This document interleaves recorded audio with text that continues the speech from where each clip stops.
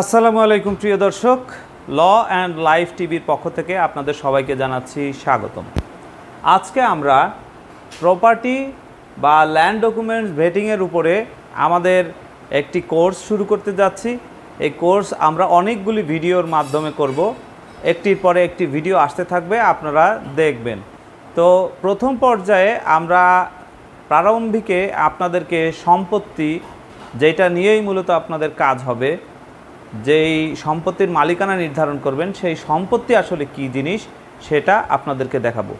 এই অনুষ্ঠানে আপনাদের সাথে আছি আমি Mohammad Mehedi Hasan, advocate, Bangladesh supreme court. তো এই অনুষ্ঠানে আমরা ফার্স্টেই জানব হোয়াট ইজ প্রপার্টি, এবং তারপরে আমরা ডিড, খতিয়ান, এগুলি একটার পরে একটা আমরা জানার চেষ্টা করব।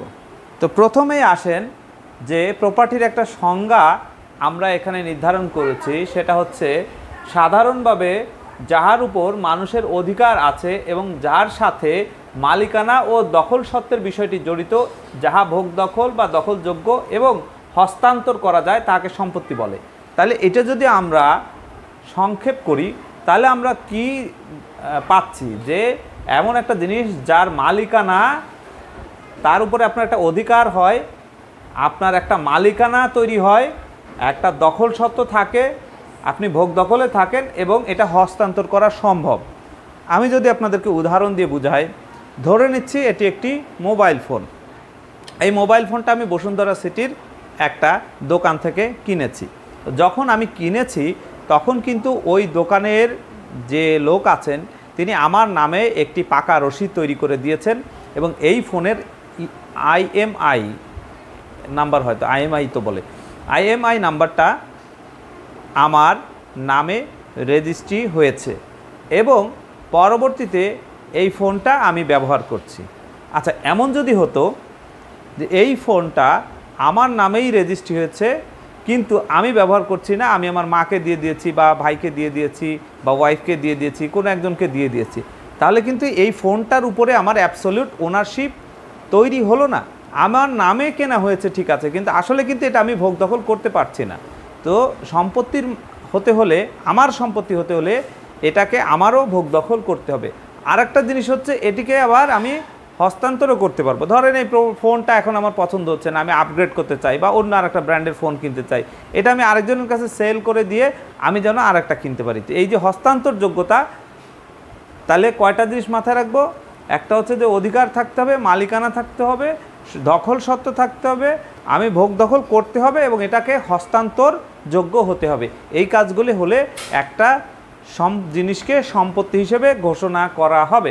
এখন আমরা দেখি যে আসলে মালিকানাটা কয় ধরনের হয়, মালিকানাটা কিভাবে আসে এটা আমরা দেখি। মালিকানা আমরা বলছি দুইভাবে হয়, একটা হচ্ছে ফ্রি হোল্ড প্রাইভেট মালিকানা বা প্রাইভেট প্রপার্টি, আর একটা হচ্ছে lease hold property. Free hold বা প্রাইভেট প্রপার্টি বলতে আমরা যেটা বুঝি, যে সম্পত্তিটির মালিকানা ও এখতিয়ার স্বাভাবিকভাবে জনগণের হাতে থাকে, সরকার বা তার কোনো প্রতিষ্ঠানের সাধারণত কোনো কর্তৃত্ব থাকে না। এই ফ্রি হোল্ড প্রপার্টিটা আসলে নর্মালি একজন মালিক থাকেন, তিনি আরেকজনের কাছে সেল করে দেন। সরকার বা সরকারের কোনো স্বায়ত্তশাসিত প্রতিষ্ঠান বা অঙ্গ প্রতিষ্ঠান এই সম্পত্তির কোনো মালিকানা পক্ষের ভিতরে থাকে না। এটি নর্মালি সেল বা সাবকাবলা দলিলের মাধ্যমে, হেবা, গিফট, যে কোনো দলিলের মাধ্যমে ট্রান্সফার হয়ে যাবে। যখন আমি আরেকজনের কাছে ট্রান্সফার করে দিলাম, আমার সব ধরনের সত্ত্ব, দখল সব কিছুই ছেড়ে দিলাম, সেখানে আমার আর কোনো অধিকার থাকবে না। এই ধরনের সম্পত্তিটাকে আসলে ফ্রি হোল্ড প্রপার্টি বলা হচ্ছে। আর লিজ হোল্ড প্রপার্টি কি? লিজ হোল্ড প্রপার্টি এমন একটা সম্পত্তি যেটা সরকার বা তার স্বায়ত্তশাসিত মালিকানাধীন কোনো সম্পত্তি, স্বায়ত্তশাসিত প্রতিষ্ঠানের মালিকানাধীন কোনো সম্পত্তির প্রকৃত মালিক সরকার, মালিকানা সরকারের হাতেই থাকে। এই প্রপার্টিটার ক্ষেত্রে হয় কি, national housing authority, cantonment board, Rajuk, KDA, Khulna development authority, Chattogram development authority, CDA, Rajshahi উন্নয়ন corporation, whatever the authorities, BSCIC, তো এরা করে কি সম্পূর্ণ মালিকানাটা ট্রান্সফার করে না, আপনাকে ভোগ দখল সত্ত্ব সহ কিছু ইন্টারেস্ট ট্রান্সফার করে এবং পার্মানেন্টলি ট্রান্সফার করে না। এটা তারা 99 ইয়ার্স করে, এটা সাবজেক্ট টু রিনিউয়েবল হয় বা 99 ইয়ার্সের পরে গিয়ে এটা রিনিউ করা সম্ভব। কিন্তু একেবারে চিরতরে আপনাকে দিয়ে দেয় না প্রপার্টিটা, এবং এর উপরে সম্পূর্ণ কন্ট্রোল থাকে। আপনি যদি বিল্ডিং করতে চান বিল্ডিং পারমিশন লাগবে, ফ্ল্যাট বিক্রি করতে চান সেল পারমিশন লাগবে, জমি বিক্রি করতে চান সেল পারমিশন লাগবে, পাওয়ার দিতে চাইলে পাওয়ার পারমিশন অ্যাকসেপ্টেন্স লাগবে, আপনি যদি হেবা করতে চান হেবা পারমিশন লাগবে, নামজারি করতে গেলে নামজারির পারমিশন নিতে, মানে যাই করেন না কেন সব কিছুর জন্যই এরা পারমিশন নিতে হবে, এবং এটার উপরে তার অ্যাবসলিউট মানে নিয়ন্ত্রণ থাকে। এটা করা যাবে না, সেটা করা যাবে না, এভাবে ব্যবহার করা যাবে না, ওভাবে ব্যবহার করা যাবে না, এই ধরনের কিছু এমবার্গো এটার মধ্যে থাকে। এইখানে লিজ হোল্ড প্রপার্টিতে অ্যাবসলিউট মালিকানাটা আসলে আসে না। এরপরে আসেন আমরা কিছু জমি সম্পর্কে জেনে নাই, যে জমিগুলি আসলে সরকারি সম্পত্তি।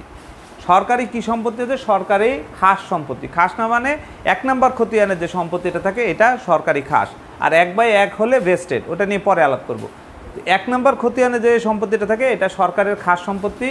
সরকারি কোনো সংস্থা বা বিভাগের মালিকানাধীন ভূমি যা ভূমি মন্ত্রণালয়ের অধীনে থাকে। তাহলে সরকার অথবা সরকারের মালিকানাধীন কোনো সংস্থার সম্পত্তি, এই সম্পত্তিটা ভূমি মন্ত্রণালয়ের আন্ডারে থাকে, এবং এটা বরাদ্দ বা নিয়ন্ত্রণ সব কিছুই কিন্তু ডিসি রেভিনিউ বা কালেক্টরের এর উপরে ন্যস্ত করা থাকে, এবং এটা ভূমিহীনদের মাধ্যমেও মাঝে মাঝে বন্টন করতে আমরা দেখতে পাই। এরপরে আমরা যাব ভেস্টেড প্রপার্টিতে বা অর্পিত সম্পত্তি। এইটা জানতে হলে আপনাদেরকে একটু কেয়ারফুল হতে হবে। সেটা হচ্ছে একটা তারিখ মনে রাখতে হবে, 6/9/1965। এই তারিখে গভর্নমেন্ট একটা গেজেট দেয়। ওই সময়ে যেই হিন্দু ভাই বা বোনেরা পাকিস্তান সরকারের বর্ষতা স্বীকার করেনি, অথবা পাকিস্তান ছেড়ে চলে গিয়েছে, অথবা তাদেরকে কালো তালিকাভুক্ত করা হয়েছে, তাদের নাম দেওয়া হয়েছে enemy of the state. Enemy, এদের সম্পত্তিকে বলা হতো এনিমি সম্পত্তি, এবং এদের সম্পত্তি বাজেয়াপ্ত করে সরকার ক্রোক করে নেয়। এদের যেই সম্পত্তিটা এটা মূলত এনিমি সম্পত্তি হিসেবে তখন রেকর্ড হয়েছে। এখানে 2টা তফসিল আছে, একটা হচ্ছে ক তফসিল, একটা হচ্ছে খ তফসিল। তো ক তফসিল কোনটা? ক তফসিল হচ্ছে গভর্নমেন্টের কাছে এখনও আছে সম্পূর্ণ অ্যাবসলিউট মালিকানা। এটা যদি আপনাকে বেচা বিক্রি বা আপনি দখলে থাকেন বা কোনো কিছুই করতে হয়, তাহলে কিন্তু মামলা করে জিতে এসে তারপরে নামজারি করে আপনি করতে পারবেন, তার আগে আপনি কিছুই করতে পারবেন না। অনেকে আমরা দেখি এটা একটা ডিসিআর কেটে খায়, যেহেতু তার পূর্বপুরুষের নাম আছে। তো এইটা তখন এনিমি অফ দ্য স্টেট থাকার কারণে এটার নাম ছিল এনিমি প্রপার্টি। পরবর্তীতে বাংলাদেশ স্বাধীন হওয়ার পরে 1974 সালে এসে আরেকটা গেজেট নোটিফিকেশন দেওয়া হয়, কারণ তখন তো হিন্দু ভাই বোনেরা আমাদের আর এনিমি থাকলো না। তো এটার নাম দেওয়া হয় vested property. Vested to hmm? Vested to DC বা ডেপুটি কালেক্টর।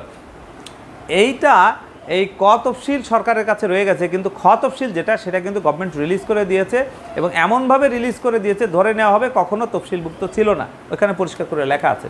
তো তাইলে যেহেতু গভর্নমেন্ট এটা রিলিজ করে দিয়েছে খ তফসিল, এটা সাধারণ সম্পত্তির মতোই ব্যবহার করা যাবে, কিন্তু ক তফসিলের ক্ষেত্রে অবশ্যই মামলা মোকদ্দমা করে না জিতে আসলে এই সম্পত্তি নর্মাল প্রপার্টির মতো ইউজ করা যাবে না।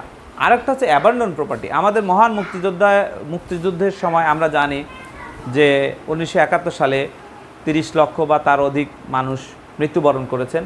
অনেকের ফ্যামিলি সহ পুরা পরিবারকে মেরে ফেলা হয়েছে। অনেকে বাংলাদেশ থেকে পালিয়ে ভারতে বা অন্যান্য দেশে চলে গিয়েছেন, পার্শ্ববর্তী দেশে। তো সেক্ষেত্রে তাদের যেই ফেলে রাখা সম্পত্তিটা বা পরিত্যক্ত সম্পত্তিটা, এটাই আসলে অ্যাবান্ডন প্রপার্টি, এটাও গভর্নমেন্টের কাছে আছে। এগুলি সরকারি সম্পত্তি আপনাদের সাথে আলাপ করছি, এ বাদেও কিছু কিছু সম্পত্তি আছে। আরেকটা হচ্ছে ওয়াকফ প্রপার্টি আছে। ওয়াকফ প্রপার্টি বলতে কি বোঝায়? ওয়াকফ বা দেবোত্তরকৃত সম্পত্তি, 2 ধরনের সম্পত্তি, মুসলমানদের ভিতরে ওয়াকফ আর হিন্দুদের ভিতরে দেবোত্তর। তো ওয়াকফর সংজ্ঞা হচ্ছে কোনো মুসলমান যদি ধর্মীয় অনুভূতির ভিত্তিতে ধর্মীয় ফায়দা হাসিলের লক্ষ্যে পরকালের উদ্দেশ্যে ধর্মীয় কোনো প্রতিষ্ঠানে নিঃশর্তভাবে কোনো প্রপার্টি দান করে দেয় ভলেন্টারিলি, তাহলে এটাকে আমরা ওয়াকফ বলবো। এই ওয়াকফ প্রপার্টিটা নিয়ন্ত্রণ করে একটা মসজিদে যদি দেওয়া হয়, মসজিদ কমিটি একজন মোতোয়াল্লি থাকে, কিন্তু তারা চাইলেই কিন্তু এই প্রপার্টিটা বিক্রি করতে পারবে না। সম্প্রতি একটা গেজেট করে ওয়াকফ বোর্ডকে এটাতে পারমিশন দেওয়া হয়েছে যে ওয়াকফ বোর্ডের পারমিশন ব্যতীত এই ধরনের কোনো সম্পত্তি বিক্রি করা যাবে না। মসজিদ কমিটি বা মোতোয়াল্লি কেউই যদি এটা রেজুলেশনের ভিত্তিতে বিক্রি করে দিয়ে থাকে, সাব রেজিস্ট্রার রেজিস্ট্রি করে থাকে, তাহলেও এই দলিলটা কোশ্চেনেবল হবে, ভয়েডেবল হবে। এই সম্পত্তিটা আপনারা মর্টগেজ, আপনাদের কাস্টমারদেরকে মর্টগেজ নিতে নিষেধ করবেন বা ক্রয় করতে নিষেধ করবেন। আরেকটা হচ্ছে দেবোত্তর সম্পত্তি। হিন্দু ধর্মাবলম্বীরা অনেক সময় মন্দিরে দান করে থাকেন, এটা দেবোত্তর সম্পত্তি আছে। এছাড়াও আপনার অ্যালুভিয়ান ডিলুভিয়ান আছে, শিকুস্তি পায়স্তি, নদী ভেঙে গেলে সম্পত্তিটা নদীর ভিতরে চলে যায়, আবার নদীর অন্য কুল জেগে ওঠে। আমরা জানি একটা গান আছে, নদীর কুল ভাঙে কুল গড়ে, তো একটা কুল ভাঙে আর একটা কুল গড়ে। তো যখন ভেঙে যায় তার মধ্যে যদি 30 বছরের ভিতরে যদি আবার জেগে ওঠে তাহলে আপনার একটা রাইট ক্রিয়েট হবে। আর যদি অনেক পরে জেগে ওঠে তখন এটা সরকারের কাছে থাকবে, সরকার ডিসাইড করবে যে কি করবে, কাকে ইজারা দিবে না কাকে দিবে, সরকার উইল ডিসাইড। এটা সরকারের মানে কাছে ন্যস্ত হবে। তো আপনারা অ্যালুভিয়ান ডিলুভিয়ান সব প্রপার্টি আছে, তারপরে নবাবী এস্টেট আছে, নবাবদের নিজস্ব কিছু সম্পত্তি ছিল, ওরা চাষাবাদ করে যেগুলি দিত সেটা তো দিতই, কিন্তু নিজস্ব কিছু সম্পত্তি ছিল, ঘর বাড়ি, বিভিন্ন গোশালা বা ঘোড়াশাল, হাতির পিলখানা, এই ধরনের বিভিন্ন সম্পত্তি ছিল। এগুলি কিন্তু আসলে নবাবদের ছিল। এই নবাবদেরও কিছু কিছু পার্সোনাল প্রপার্টি আছে, সেগুলি আমাদেরকে আইডেন্টিফাই করতে হবে যে এটা আবার কেউ নিজের নামে পরে আরএসএ রেকর্ড করে বেচা বিক্রির চেষ্টা করছে কিনা। তো এরপরে ভাওয়াল রাজার কিছু সম্পত্তি আছে। ভাওয়াল রাজার সম্পত্তিকে ভাওয়াল যেটা গাজীপুরে অবস্থিত, সেখানে গেলে আপনারা দেখতে পারবেন। তো ভাওয়াল রাজার সম্পত্তিরও এরকম সিএসএসে ছিঁড়ে ফেলে দিয়েছে, এখন আরএস থেকে তারা বিক্রি করছে। এটাও কেয়ারফুলি দেখতে হবে যে আরএসের যিনি মালিক হলেন উনি ক্রয়সূত্রে মালিক না কিভাবে মালিক, নাকি এমনি আরএস রেকর্ডে মালিক। শুধুমাত্র আরএস রেকর্ডে মালিক হলে ওইভাবে নেওয়া যাবে না, তার মালিকানার প্রমাণ থাকতে হবে, কারণ সিএসএসে কিছু দুষ্কৃতিকারীরা বিভিন্নভাবে ছিঁড়ে ফেলে দিয়েছে। এরপরে আরও প্রপার্টি আছে, যেমন ধরেন আপনার ট্রাস্ট প্রপার্টি। ট্রাস্টে 3টা পার্টি থাকে, একজন টেস্টেটর থাকেন, একজন ট্রাস্টি থাকেন, আর একজন বেনিফিশিয়ারি থাকেন। তো ধরেন আমি বিদেশ চলে যাব, আমার কিছু সম্পত্তি আছে, আমার ছোটো ভাইকে আমি দায়িত্ব দিয়ে গেলাম যে তুমি এটা দেখাশোনা করবা এবং এইখান থেকে যে বেনিফিটটা হয় এটা আমার ওয়াইফ এবং বাচ্চা কাচ্চাকে তুমি দিবা। তো এইটার যে একটা দলিল থাকবে, একটা ট্রাস্ট ডিড থাকবে, এটা অনেকটা সংবিধানের মতো। বাংলাদেশি কোনো আইনে যদি এটা সাংঘর্ষিক না হয় তাহলে এই দলিলটা বলবৎ হবে। তো এই ট্রাস্ট ডিডের উপরে ভিত্তি করে এই সম্পত্তিগুলি বিভিন্নভাবে ব্যবহার করতে হবে। পরবর্তীতে আমরা জানবো যে সম্পত্তি কয় রকমের হয়। সম্পত্তি আসলে 2 রকমের হয়, immovable property, movable property. Immovable যেটা মুভ করা যায় না, জমি, বিল্ডিং, দোকানপাট, যেগুলি পৃথিবীর সাথে পার্মানেন্টলি লেগে থাকে, এটাকে মুভ করা যায় না, এজন্য এটার নাম ইমুভেবল প্রপার্টি। এখানে আমরা বলছি কিন্তু মাটির সাথে যুক্ত থাকে, সাধারণত এক জায়গা থেকে আরেক জায়গায় স্থানান্তর করা যায় না, যেমন জমি, দালানকোঠা ইত্যাদি। আর মুভেবল প্রপার্টি কি? মুভেবল প্রপার্টি হচ্ছে যেই সম্পত্তিটা ধাক্কা দিয়ে এক জায়গা থেকে আরেক জায়গায় সরানো যায় সেটাই মুভেবল প্রপার্টি, বা যেটা ইমুভেবল না সরানো যায় যেটা, ওটাই মুভেবল প্রপার্টি। তো যেমন ধরেন গাড়ি, আপনার সোফা, চেয়ার, টেবিল, ঘড়ি, কলম, খাতা, সবই টাকা পয়সা, সবই মুভেবল প্রপার্টি। তো এই মুভেবল প্রপার্টিটা এক জায়গা থেকে আরেকজনে জায়গায় স্থানান্তর করা যায় এবং স্থায়ীভাবে আবদ্ধ নয়, সহজে স্থানান্তর করা যায়, গাড়ি, যন্ত্রপাতি ইত্যাদি। আচ্ছা, এখানে বলা হচ্ছে একটা এক্সেপশন আছে, যেমন growing tree, crops, fruits, juice, এই যেগুলি আসে গাছপালা, এগুলি কিন্তু আসলে আইনে তাদেরকে ইমুভেবলের স্ট্যাটাস দেওয়া হয় নাই। যদিও এই গাছপালাগুলি মাটির সাথে পার্মানেন্টলি লেগে থাকে, কিন্তু এটা যে কোনো সময় কেটে ফেলা হতে পারে, এটাই ধরে নেওয়া হয়। তো যার কারণে গাছপালাকে আইনে এই ধরনের ইমুভেবল স্ট্যাটাস দেওয়া হয়নি। মজার একটা ঘটনা আপনাদের বলি, আপনারা জানেন এক সময় ডেস্টিনি নামে একটা অর্গানাইজেশন ছিল, তারা কিন্তু মানুষকে গাছের দলিল করে দিত, কারণ কি ওই যে মাটির সাথে লেগে আছে, এজন্য ইমুভেবল প্রপার্টি। তো অ্যাকচুয়ালি এই সবগুলি জানার জন্য আপনাকে কিন্তু একজন লয়ারের শরণাপন্ন হতে হবে, তা নাহলে আপনি এভাবে বারবার মিসগাইডেড হয়ে যাবেন। তো আজকে এই পর্যন্তই। আপনাদেরকে আমরা ইমুভেবল প্রপার্টি, মুভেবল প্রপার্টি বা প্রপার্টির কি ডেফিনেশন এটা জানালাম। পরবর্তীতে আমরা এটা নিয়ে কি কি আইন আছে এটা একটু একটু করে আগাবো, যেহেতু অনেক বড় ভিডিও করব না, আপনাদের জন্য সমস্যা হবে, একটার পর একটা ভিডিও করতে থাকবো, আপনারা দেখবেন, আশা করি উপকৃত হবে। আসসালামু আলাইকুম ওয়া রাহমাতুল্লাহ।